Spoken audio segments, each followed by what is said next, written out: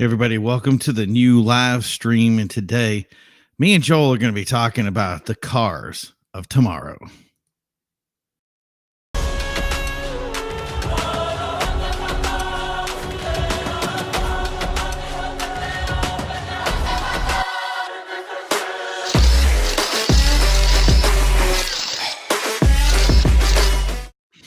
Hey, everybody, welcome back to Carside Chat. This is the new live, and I don't know, this is like the new thing. And we were working on this for a while. We had it all flopped down, and now it's back, and I am ready to roll with this. So we got this. Where can you see it? As always, I'm your host, Primo. I got my little thing down. I don't know if the color works for that right now, but who knows? It's going to be something in the future. But I'm very happy to have that. And also, our new website is up, and everything is good. But the crazy thing is all the different places that we are right now. So I kind of figured it out. We're going to be, I think right now we're on Twitch.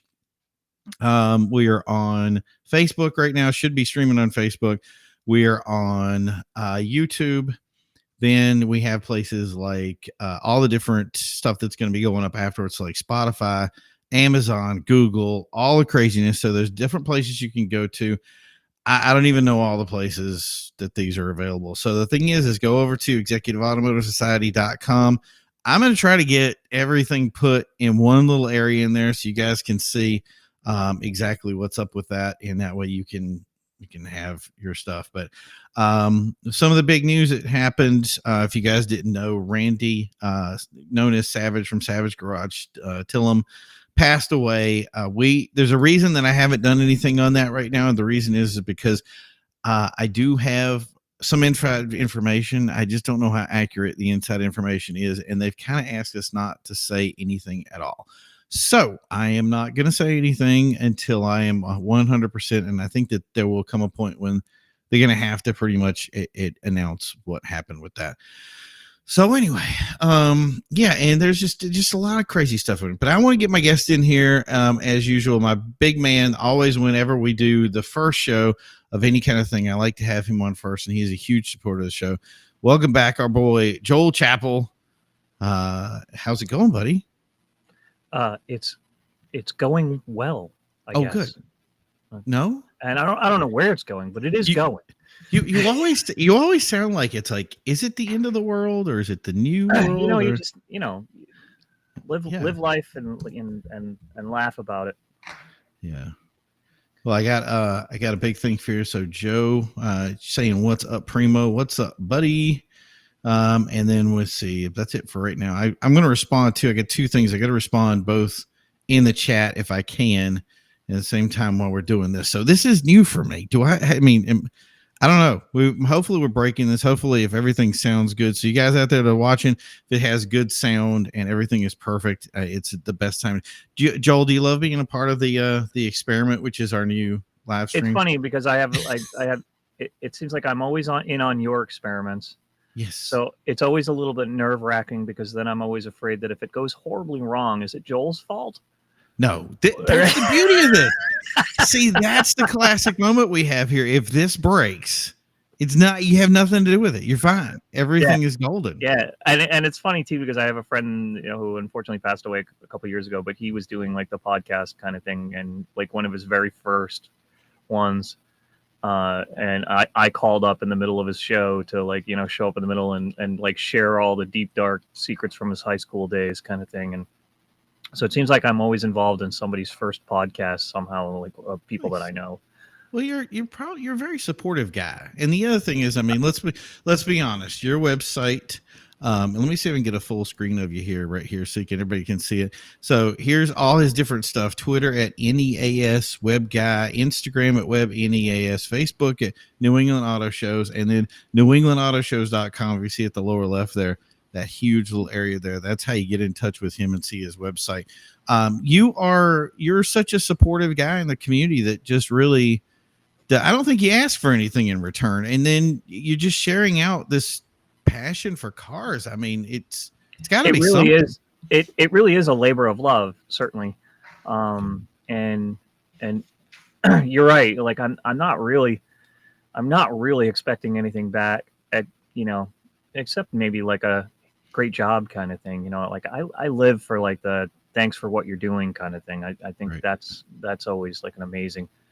I think you just want to take the nice pictures of the ladies. You know, while that is great, I do like taking pictures of the nice cars too. You know, and I think that's the that's the most amazing thing. It seems like now that I've started this and I've gotten to go to more prolific events, and you get to see more prolific cars kind of thing, and have the opportunity to get a little bit closer to them. You know, Don't be shy. Get a I little think closer 15 with years all the ago, models that will slap you in the face. right? I think No. 15 years ago, if you told me that I'd be able to take like a picture of a McLaren from like 4 feet away, I would have laughed in your face. And then like within months of me starting my website and getting a little bit known, there I am at the International Auto Show, like early with a press pass, Right. and literally like able to like stick my camera inside the freaking car, and that was just like Right. that was insanity to me. Well, imagine, look at my world. Like I was raised, I mean, the thing is, let's look at it from the reality of the insanity that I started off as a 14-year-old boy working in a tobacco farm. Like we had the most I had to look forward to was making furniture at Bassett Furniture in Virginia, to going up, getting into this weird car thing, showing up at all these dealerships that they must have thought I was crazy. I mean, I look back on it now and I'm like, how did I not get like just kicked out left and right? To selling stuff, to working at Lamborghini, to now people hand me the keys to their car and go, can you do this VR video of my car and show what it looks like? I mean, it's just surreal. That's when I watch you do some of the you used to do what it's like to drive, and now you're doing the VR version of it's mostly the same concept, but in a much more freaky way, because when I actually saw your first one, and like I was like moving the mouse around going, okay, this is wicked cool. Yeah. And you can zoom in and look at Primo and listen to him talk, and then you can turn around and going, hey, watch out for that truck.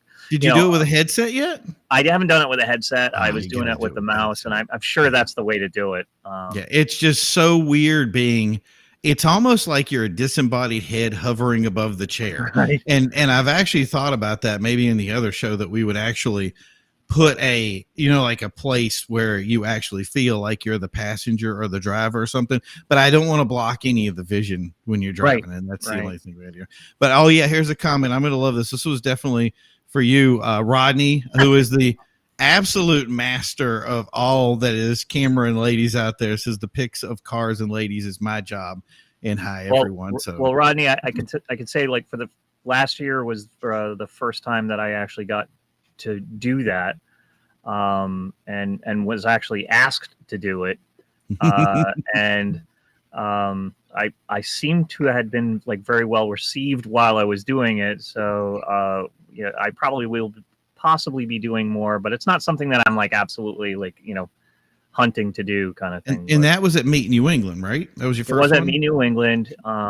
It literally was a case of I went there to cover the car show itself. I wasn't even there for I knew they did this calendar thing, right. And I'm not going to say for certain that I went and watched a YouTube on how to take pictures of models like the night before.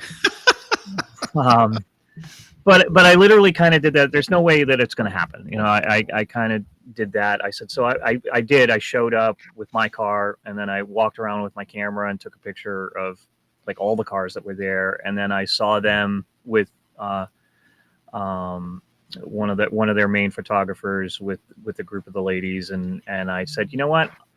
For the article that I'm potentially writing for this, let me go over and take some pictures of them in action. And if they give me dirty looks for taking pictures of them, it's easier to ask forgiveness than it is to ask for permission. Exactly. And when I did it, they literally turned around and said, hey, and I was actually recognized for what I do with the cars. And he was like, listen, stick with us for a little bit and take some pictures with us and see what you get. And it kind of changed my world a lot. I learned a ton. not just from those photographers, but also from the women themselves. Where Right. they were very, very polite with the old fart. I, And you know what? and I'm thinking that's something that we need to do. We need to have Rodney and you on the show at some point, because I think a lot of both just getting into the photography world and doing it in a way that I want to say makes it successful, or at least, yeah, I mean, positive or I'm productive. still not 100% sure that I'm like successful. Right. I certainly get I do get complimented, but I don't know that like anything that I've done. It's funny. Like I can take like uh, Joe. thousands of pictures at a car show and come back and maybe 300 of them are good. Right. Type of thing. Well, that's one of the reasons I don't know why I can do it with video, but I can't do it with photographs, is because I Yeah. will take 1,000 photos, and then at the end of it, it's like I toss out like 80 to 90% of it that I'm Well, not happy. And it's a double-edged sword too, because when on the website, I don't want to overwhelm my audience with 500, 600 photos. right, Although I do try to say that if I go to like a large show that's got 1,000 cars, I'll try to get as many cars as I can get and put it up there. My concern is that like if I put 700 cars on a gallery, is everybody going to like actually like that's my tick point. through to Yeah, also, or should I just do the highlights yeah, and get that kind of thing? But it's a tough call, and when I did do two separate articles for that show.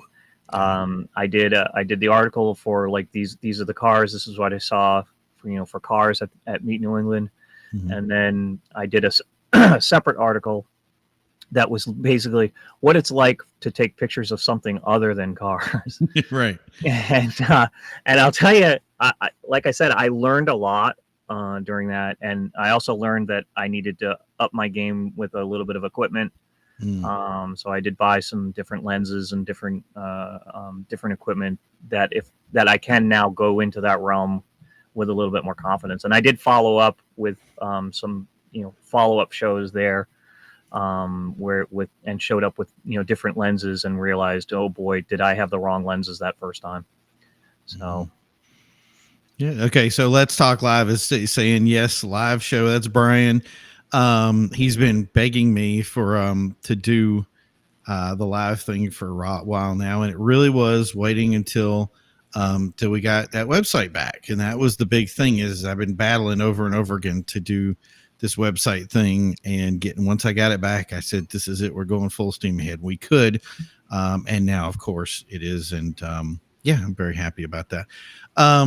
The thing is, we're gonna keep improving on this. This is actually just day one. I have so much stuff that is in the works for this, and it's coming. But it just really brings back to what you were saying: is you have that stuff. You go out to do your first show, whether you're a photographer, and I did it both as a photographer and as video and as telling a story. And like the more you do it, the more you go, oh, wait a minute, I don't have the equipment for that. I don't have the equipment for that. Now I have way too much equipment. And yeah, there is that point where you have you find yourself like just before a car show, and you're kind of like, I take my camera bag and I'm like, oh geez, now it's to the point, which camera am I going to bring, because now I have like 5, yeah, and which primary lens, which it's usually a given on that front. I yeah, usually use my 17 to 40, right. and then but then I might mix it up and go, am I going to see people that I might want to take pictures of, kind of thing, or other things. So do I want to bring a longer focal length? I I got to get off topic here a little bit, because we're about ready to jump into the main topic here, because we do this. We always get into something different. Do you like the single focal length, or do you like cameras that have options? like cameras that have options, and Yeah. and I will tell you that my I'm now. I always said that I wouldn't get into a full frame camera. I'm now on my second one. Yeah, right. And it really was life changing once I finally like made the plunge to it. And right now I'm on a Sony right now. I may go back to Canon though. Yeah. I just think it's weird that people today, and we've said, I've probably been on every show that we talk about this, it comes up is that you can buy like us. I have the big Nikon, you have your big camera. I've got friends that have got smaller stuff. But the Yeah. idea that I have one friend who is just an iPhone master, he puts it You know, 4K, well, takes his picture, and it looks better than the stuff that I've seen. I will be the first one to tell you that 90%, if not 99% of a good photographer is the artistry of seeing the shot before they even squeeze off, right? Yeah. And they can use, a true photographer can use any camera to capture that shot. Right. And see it and know what they need to do to set up for it and what angle they need to be at. And that's a tough thing. And the other thing is too, is that you and I are like actually competing in the realm of, we have the worst framework period, and setup period of any medium to shoot. Because if you go to a car show, it's not like we can tell the person, hey, move your car 13 degrees this way so we capture the light that's coming perfectly. It's a dynamic environment. It's a dynamic environment that you literally have no control over. So you literally have to do the best you can with what you're given. And that's very, very tough. Unless you can like take the car and take it over to like 20 feet away or like half a mile away and set it up perfectly. It's a very hard mission to accomplish, but there are people who can do it perfectly. I will admit wholeheartedly that I struggled, especially at the beginning. My very first article was actually taken with my Droid Turbo, Motorola Droid Turbo phone. And then I dragged out an old DSLR that I had and kind of said, I used to take photography. I know what I'm doing. Right. And I got very frustrated for like the first while that like the shots that were coming out of the DSLR were not as good as my phone. Right. And then it became a process of me relearning photography, which has actually been a fun journey for me. I think that's been half the fun of doing what I'm doing right now. All right. So we got to get to our topic time. All right. Can't believe almost 20 minutes into this already. And we're still like, we get this way. Like I said, Rodney out there. That's the way that we do it. Right. I do definitely want to get Rodney on here at some point to actually sit down and I want to have you guys all on. And I want you guys to just talk equipment. I want you to talk cameras and all that stuff. But tonight, I want to talk about the cars of tomorrow and what we're going to be expecting from the future of what will cars look like. And the thing is, I don't think that people have envisioned what is coming down the pipe here and what it's kind of mean. Because back in the day, we used to have, so if you bought a car, and especially in the 80s, you'd have the entry level trim, the car that everybody bought. So there was a 6-cylinder Camaro versus the V8 Camaro. And then it kind of stepped up until you said, okay, I'm going to either buy the Camaro, the V8 Camaro, or I'm going to get the Corvette because I got the money for that. And that's where I kind of wonder, like, where are we set for the future? And what do you think the cars right now, just an open-ended question, what do you think the car of tomorrow is going to look like? What I want it to look like and what I think it's going to look like are two completely different things. Yeah. What do you think? Right, but I would love every car to look like a brand new Corvette C8, in the future, and or at least a derivative thereof. Right. But we know that's not going to happen. What unfortunately, I think the car has become a utility. It's not a love affair as much as it used to be. Mm-hmm. And so we're still going to see a lot of trucks out there. The trucks are not going away. Yeah. Trucks and SUVs. And that's what it's going to be. It's going to be the SUV market. Do you think that's going to be it, though, that we only have those two? I mean, here's my thing is I think with the way we're moving forward and the type of choices that we have for cars and the amount of money that manufacturers now have to spend to put a car out. I mean, we had another fight here in Massachusetts with right to repair. Everybody voted on it. It got passed. Now all of a sudden there's this new fight again that, oh, wait a minute. We're going to hold it, and now we're going to fight it. So we thought we were going to already have been decided on it. Now I think it's going to move to, it's either June 1st or July 1st or whatever, but it's going to be right down the road again. So now we have to wait to come back to it. So these manufacturers are spending this money, and they have to make one-trick ponies with technologies that they don't have. And the best bet is to say, they got rid of those sedans and they got rid of the coupes because they couldn't have these throwaway cars at the end of every year. Now they needed to have something that's actually going to sell so they could produce this next vehicle. And I think and they want to produce it for the long haul too, right? Yeah, they don't. You have to put your horses in the one bin and just go, okay, yeah. That's the trucks and that's the SUVs, right? Yeah, and I think that's unfortunate, and I think Joe just kind of commented off to the side here that there's going to be a powertrain will suffer deal, and I think he's right. However, on the flip side of that, if we can get people to get into sports sedans again, and I'll show you one of the things that we've seen, and this is a perfect example. Here you go. This is Lamborghini. Ugh. So Lamborghini has an SUV, and by the way, this I'm SUV is doing right now. I'm sorry, we'll argue later, but that's the thing is those kind of cars. So for instance, and I was said Aston Martin 224% increase in sales this year. Lamborghini record sales. I want to say 40 to 50% of their sales is going to be that SUV, and it's all people who are just like garishly showing off that they have that much money. Yeah. But the thing is I'm thinking that everybody wants to jump on that bandwagon. I know, and you can't fault them for it. I can't tell them don't do it. But my issue is that it's not a love affair with that car. It's not, it's not like when you bought a Lamborghini Countach. No, and you fell in love with that car. Right. Now, I didn't do a significant drive with the SUV. It was very mundane in comparison because I really wanted to have a time to really drive it, but it really didn't, I guess the word is it wasn't the SUV I thought it was going to be. There was a lot of performance in that car. And the thing is I think the Lamborghini is the exception, not the rule. I think with all these others, and I would like to drive the Aston Martin one. Was it the DBX? I would love to. The Porsche wasn't too bad if you bought the loaded one.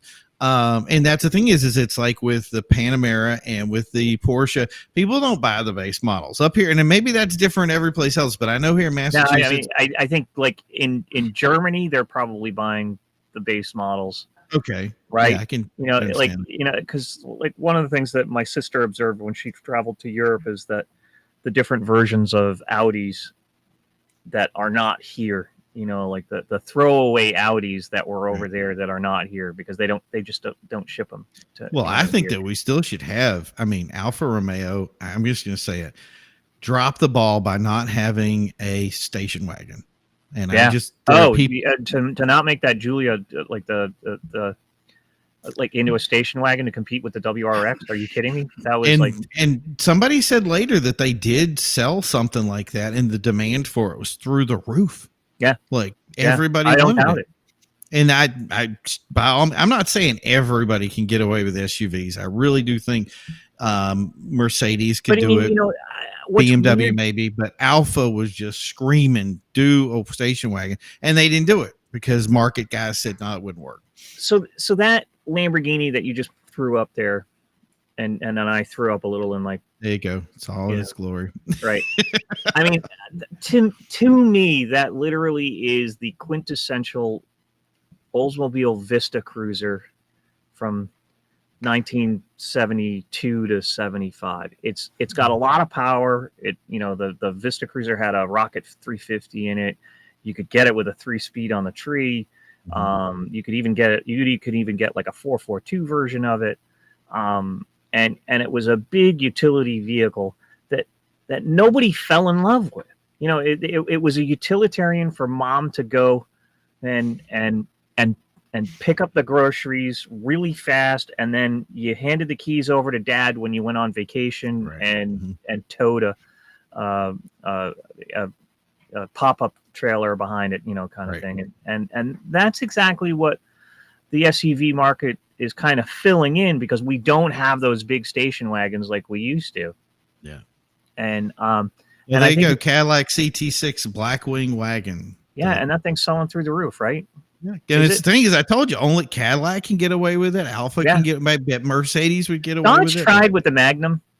Yeah, that was a different kind of car, though, wasn't it? And the It timing kind of on it was, was a little off. and I think it was very underrated too. I don't It think was. it got Yeah. I don't think it got the recognition that it deserved. I think it's some, and then Joe, you can comment on this if you want. Is that I think there's a certain sort of preppy luxury kind of attitude that can do the wagon. You can't just sell domestically wagon. Domestically, we're truck guys, and I mean, I have an F-150, so I know because there's so much usefulness to it, and I have the cap on it, so I kind of have. For me, it's a big wagon, basically. Right. But there's a purpose to it, and it actually serves something. And when I have my car, I want something that's manual transmission. It's got a little bit more power. It's more performance oriented, which that brings me to the next. The curves, and is a driving experience. But do we see manuals in the future, or is manual dead? No, I don't. You don't think we do? We think it's dead? No, I think Honda is probably going to be the last holdout. And Porsche.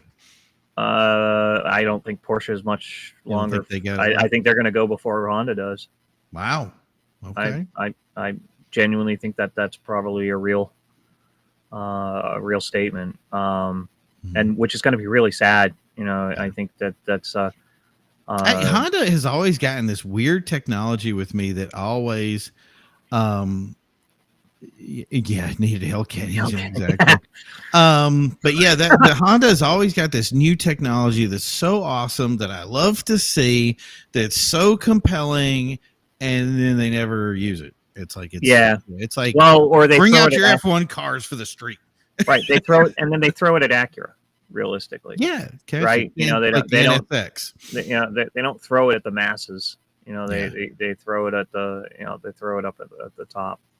Well, that brings me to the next question. So, is flappy paddles for? I don't know. It's the thing is flappy paddles are the paddle part, but what does it connect to that gets me? But that's the question. Well, we'll probably see dual clutch systems for a long time. Kind of thing. I mean, that's what does this mean for like future performance? Is future performance like? And the thing is, it's really kind of bugging me because, like we were talking about that right to repair thing, how few people, especially in the car community, number one, don't know about those things, and number two, aren't getting involved with it. They kind of sit back and let it happen, just thinking it's going to work itself out, and it doesn't always work itself out. I mean, that's why we don't have Skylines right now. Right, and I think it's because you get trapped in this tunnel vision of I'm only working on my 1973. Yes, I agree. Yeah. Right. Things. So it doesn't affect me, right. Because, I'll just swap the engine. Right. I'll just go to the junkyard and get an engine and get parts out of the junkyard kind of thing. Nothing will stop me. Right. Nobody can stop us. Nobody. And,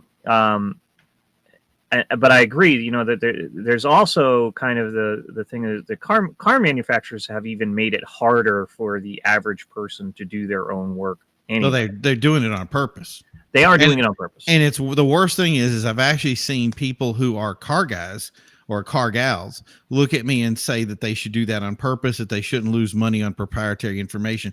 And in some respects, I think I agree with them. But the idea of there has to always be that aftermarket concept, the idea that you have to be able to have options, because if not, every time you go to a dealership, it's that part you can get for $20 anyplace else is $500. You're like, what's the logic in that? And then in the 1950s and 1960s, a car's user's manual actually had the torque specifications for your head. Yeah. Right. And told you which way to tighten the lug nuts on your tire if you had a flat, and then told you, you know, which oil to get to change and all that. I think it's going to the point right now where that, well, I mean, certainly there hasn't been a head specification on a car's owner's manual probably since the 70s. No, it says currently don't drink the contents of the battery. Right. You know, and but the other thing is too is like I'm absolutely blown away by the fact that when I got my 2018 Civic Si, yeah, I opened up the trunk and I lifted up to look at what I was expecting to see was there's the donut. Right. Nothing. No donut. No donut. No donuts. You know, it's literally the expectation is that when I have a flat, I am to call and get towed. That's right. You don't do any of that stuff. And it was funny because we saw that blows my mind. I was seeing a class today of people that were teaching kids how to change tires. And the worst part is I was thinking that exact same thing. I said, mostly if they own a BMW, if they own certain cars, they're on run flats. And the worst part is these companies will put run flats on their cars and people will go, I hate the feel of the road with the run flat on it. And I'm like, is this really the future that we're headed for? Is it comes to the point of, you know what I mean? Yeah. But yeah, let's see what Joe had to say here. Cause I'm like this, fill blinker fluid as needed. Look at your BMW. Done. I'm in. All right. So this is kind of offbeat here, but I think that it's very important is there is a 3D printed world out there. There's a kit car world. A lot of this stuff is growing. Where does that fall into? Does that have because I'm seeing little or no 3D, world.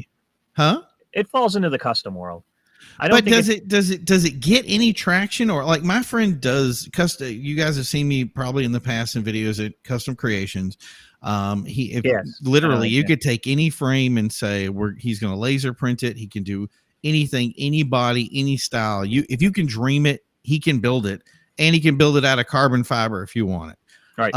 And the thing was, I said, and I looked at him and I said, this has got to be some sort of future. You know what I mean? First thing I did on my car was ditch the run. Yes, I'm right with you, Joe. I did the same exact thing. But I said the same thing on my Corvette. Right. My Corvette came with run flats, and I said, bye-bye. Right. But that was my question is I said, he can 3D print a car. Is there a future in that? I mean, because let's say, for instance, here's a good example. So here's the new 296 GTB that Ferrari is going to put out. Look, that thing is just pure perfection on wheels.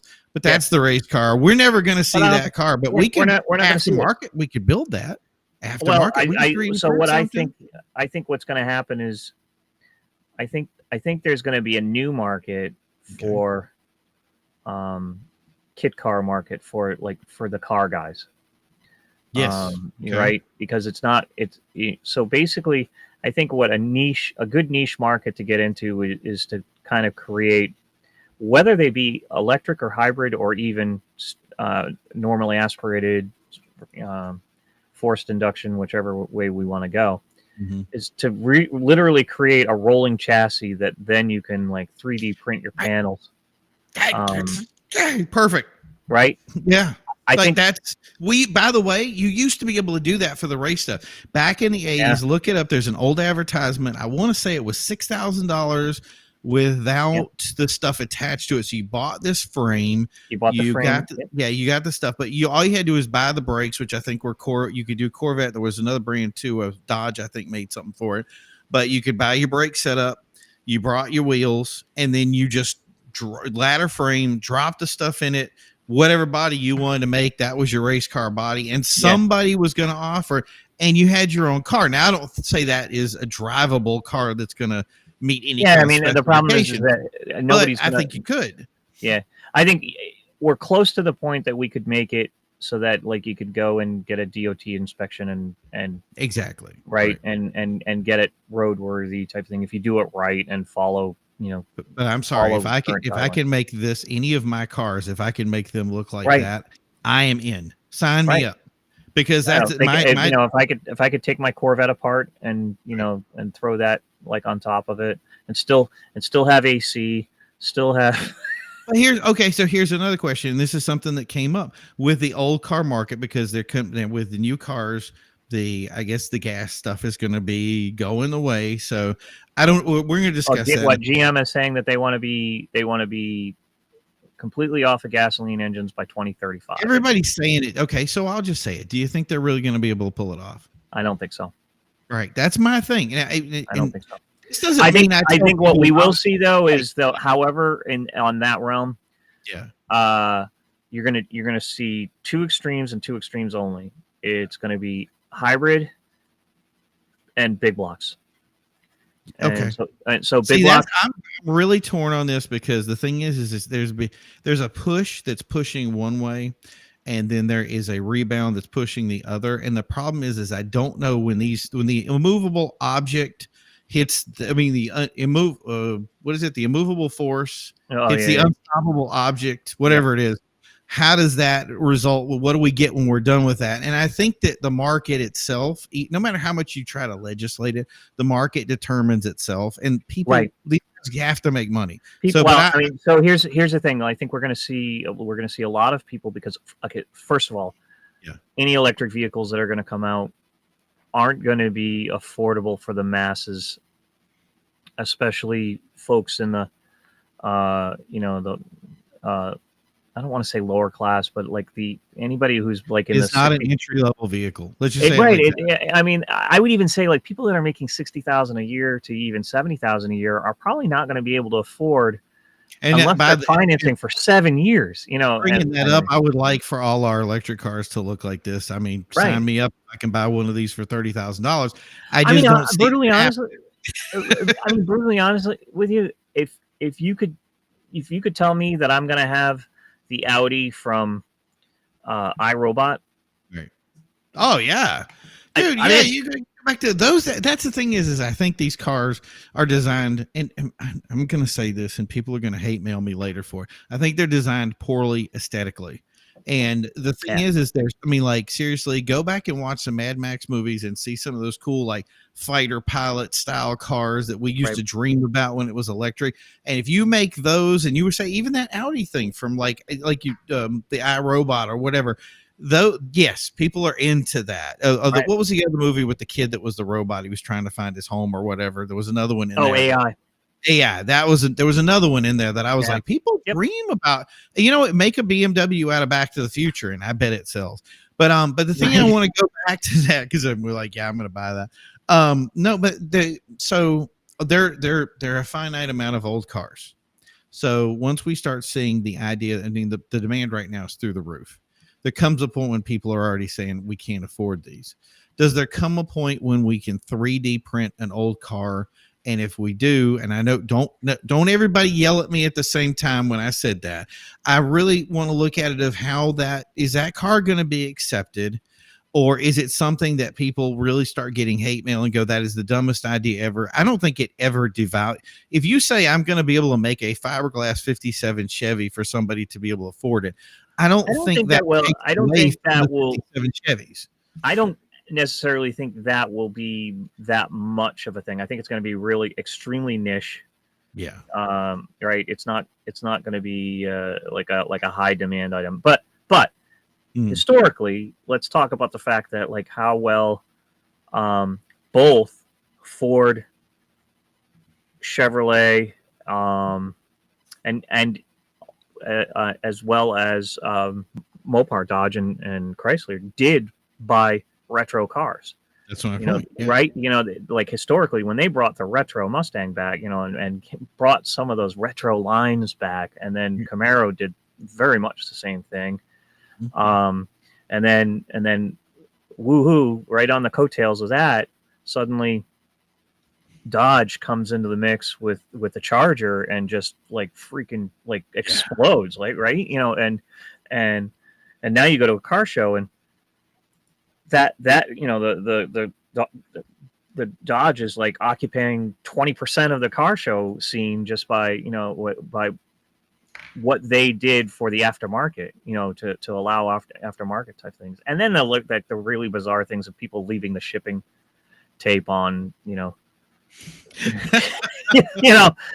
mean, it's so silly, Come on.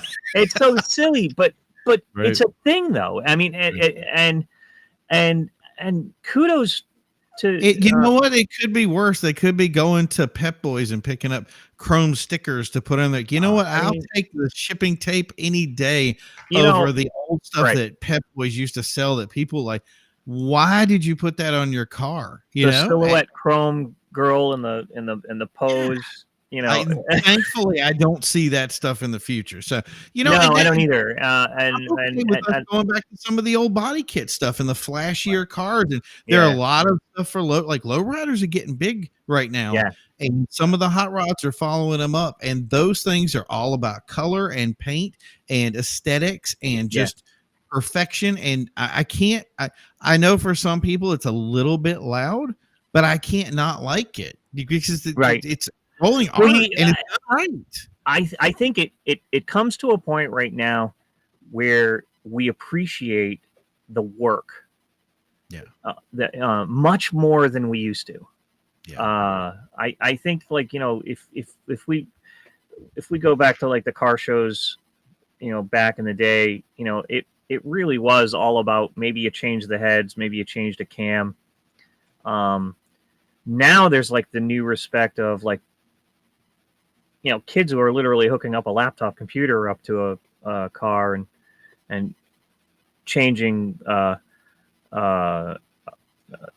duration of fuel spray and you know and timing and you know actually retarding them, you know, the spark, you know, via the computer type of thing. And then on top of that, in some instances, completely changing motors, completely changing you know, angle of suspension and all that, and we can make fun of like some of all that, you know, type of thing. This but picture comes through so what you can see it, but yeah, stuff like this, like that.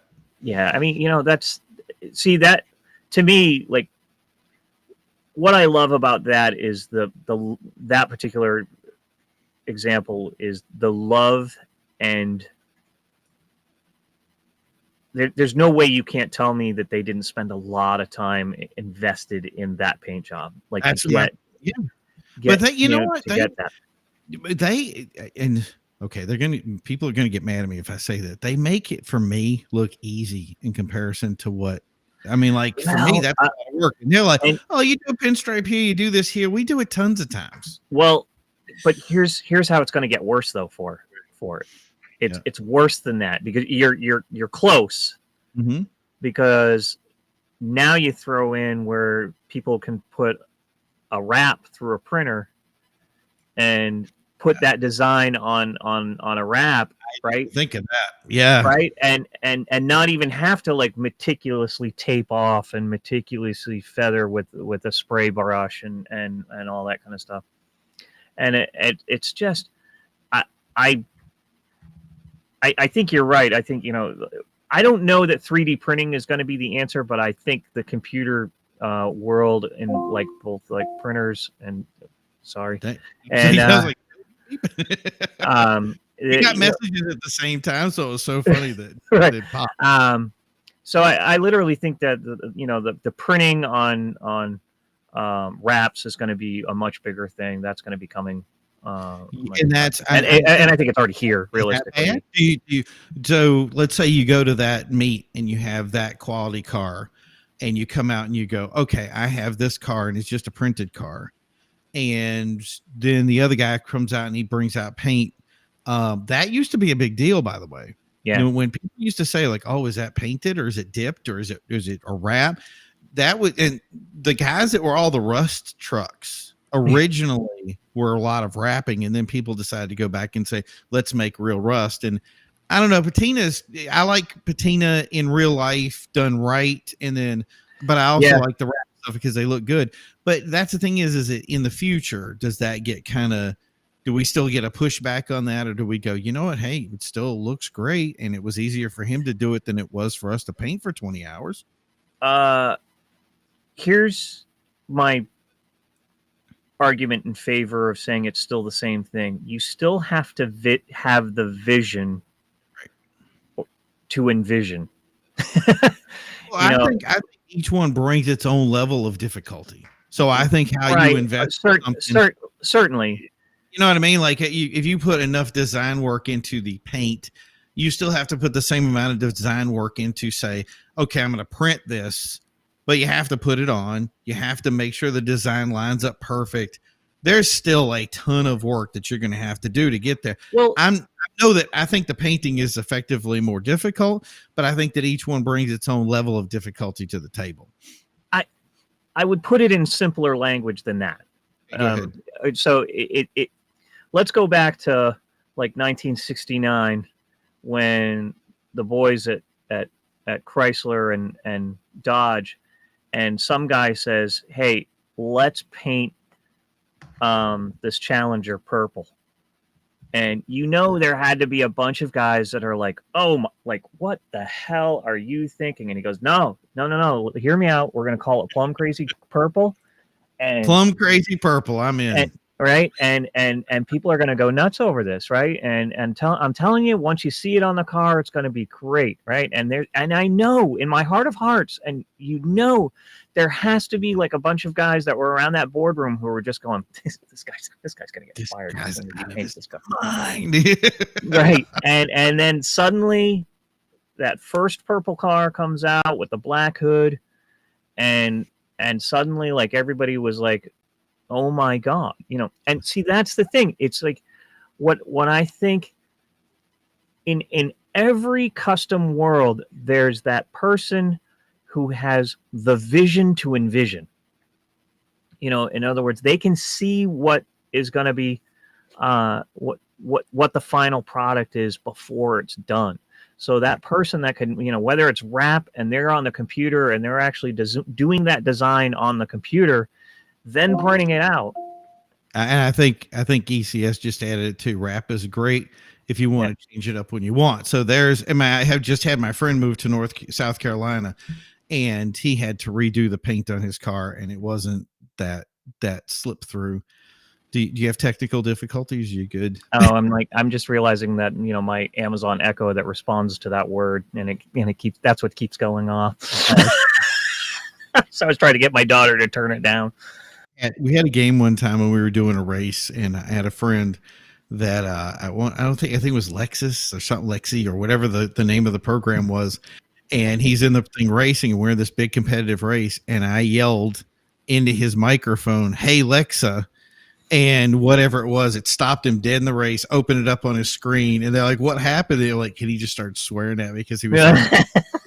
My race. We ended up redoing it. I ended up winning, but it was so funny that I was like the first race through, we couldn't stop laughing because it literally dead stopped him on the track in the game, and it was like it was highly competitive too. But it ended up being the same race again. But I just thought it was funny that he tries so hard just to have me yell into a mic, and it was like, "Hey, I just ruined your scene." Yeah, but I literally think like what the mark of a good custom car is having the vision to actually create that custom car. No matter how you do it, I don't care how it's done, but to actually have the vision to do it and then create it, make it real. This is something too I think is different now, because I think the real question is and if we have to say, what is performance in aftermarket? Is performance dying? In other words, in the future, how do you upgrade your electric car? Do we go in and hack it, and that way we can go faster? Because we know a lot of these are just tune options that they put in to slow them down. The same way you take a BMW and say, "Hey, that 146 mile per hour rev limit, speed limiter, it's got to be." So I mean, those. Is there a future for that in the tuning world? And I think that's the thing. You're wondering if we're going to see sexy cooling fins on resistors, right? I'm more afraid that Pep Boys will bring back the clone, all the crappy aftermarket stuff to go on the new. You know what I mean? I want to see some, and it, like I said, if there are certain things like these wide bodies. And I'm going to bring it up again. So this car right here. That's tastefully done, but there's a ton of aftermarket work if you wanted to do something like that.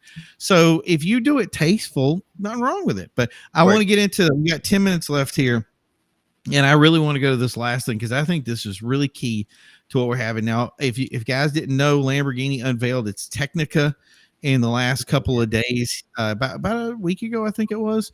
But they unveiled it at a very special unveiling at their Lamborghini lounge. Now, if you don't know about that, it's a lounge dedicated to basically the idea of the concept of the car that you own.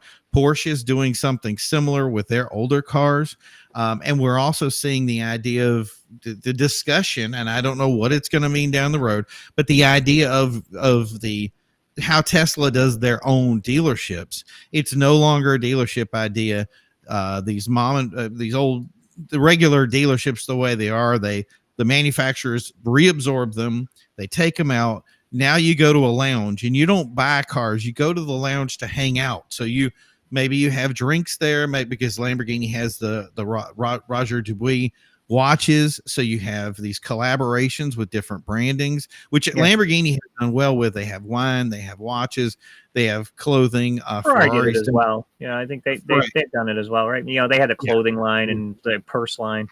Right. Well, I think Porsche is the one that really is going to specifically go after the cars specifically, but they all have this little lounge idea. And the thing is I think it means to me that I don't expect them to be seeing the number of sales that they have down the road to be, you know what I'm saying? Like, I think they're going to start targeting these old cars that, you know what I mean? Like it's how do we market to that group specifically? How do we get them to brand identify and be loyal in brands that may not be as loyal anymore because everybody's basically going to be making the same car? So, I stumped Joel. I feel good there, I know, and because my gut response is that dealerships have started doing the cafe slash what Joe said coffee there. shop type of thing as part of their like waiting room experience, type of thing. So I don't think it's a new concept. Now, selling that as a brand, and targeting towards older car owners, which basically implies that you're trying to get them to bring their cars in for service slash hanging out. I don't understand what the difference is on that.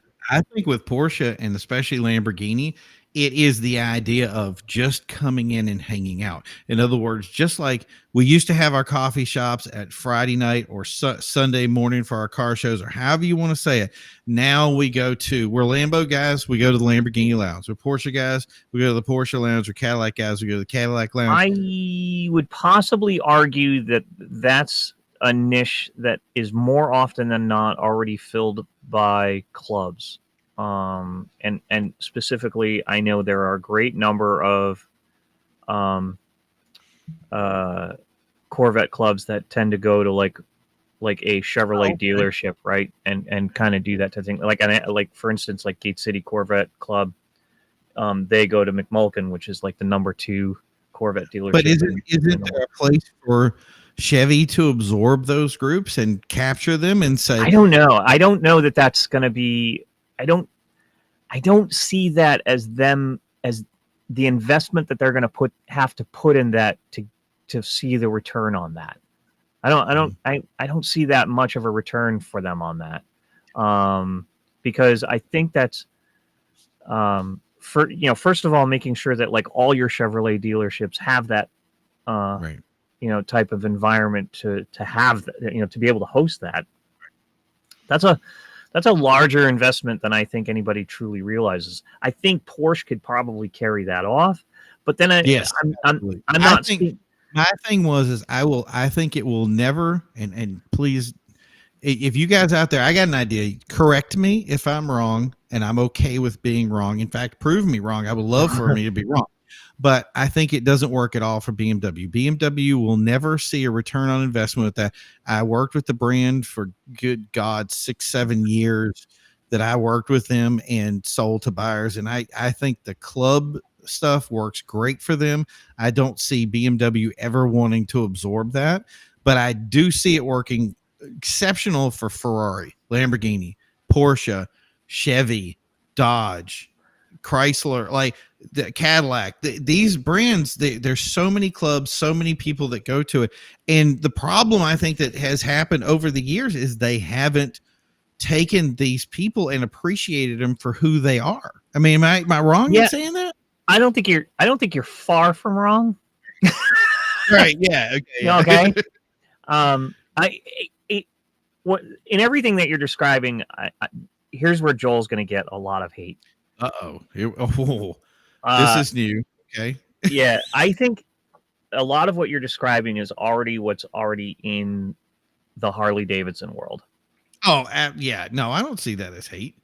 I see that. Well, the way I'm about to describe it, because like I used to have, like, everybody has that Harley friend, right? You know, yeah. that guy who's like the diehard Harley guy, and then you know he gets that fat boy and he, you know, or he gets that Road King, and he tells you about that thing like every day, like how great that thing is, and it's the best motorcycle on the planet. Mm-hmm. And then he rolls in on his F-150 pickup truck, and what does he have on that back window? Harley Davidson, a big giant Harley Davidson logo. And the first time that my buddy rolled in with that, I looked right at him and I said, "How much is Harley Davidson paying you for that ad space?" Yeah. Oh wow. And you know what? You hit a nerve there, but I'm gonna keep saying like that. But see, that's the capitalization that. That's the capitalization that car markets need to like focus on. And it's hard to do in the car world, because it's not like you can, you know, these Harley guys aren't putting Harley Davidson logos on their, you know, on their Honda Magna, you know, right? You know, kind of thing. And so it's hard to do like a brand recognition unless they own the car, and then it's not really a. It's not really a. I see what you're saying there, but that's the thing. Here's it. So you're the. And let's not use Harley. Let's say with this, I'm the Chevy guy, and I love Corvettes. I'm all about the fast Corvette. But I can't afford a Corvette. Now I go to a place and I'm hanging out in a lounge that's for Chevys, and let's say I have my Camaro out front. It's not an was it LZ6 or whatever the heck the new one is, the one that I like so much. But right. That, let's say it's not that one. I don't have that car, but I have something. I have a really nice car, right? So I'm hanging around the lounge and I'm continuing to discuss it, and I'm like, you know, it really would be nice if I could get a Corvette. And then all of a sudden, one of the guys says, and just like in a Facebook chat room someplace, right? Some guy says, "I've got one, and you know what? Let's have the dealership broker the deal."